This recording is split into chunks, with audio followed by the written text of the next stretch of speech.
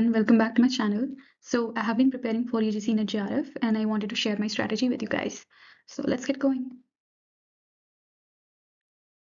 So I'm going to tell you about the examination contents.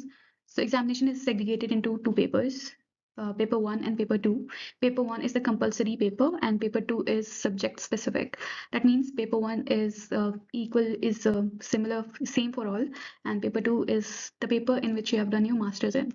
So paper 1 consists of 50 questions and each question carries 2 marks.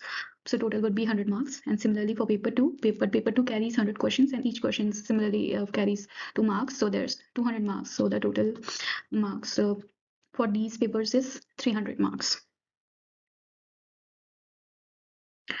About the agenda, first things first, I believe you should write down the entire syllabus so that you can make a mind map of it, or you can just stick it on your wall or the desk on which you're studying.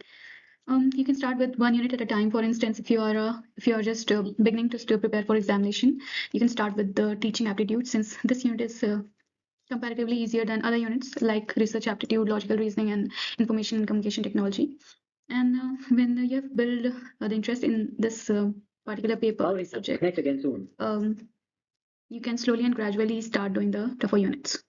And you can also write down the subtopics for each unit, the important subtopics for each unit. That is for research aptitude. We have, for instance, for research aptitude, we have hypothesis testing, we have the types of research, we have errors, we have referencing, we have sampling, and so on. Make a strategy on how you're going to achieve your objective or your goal.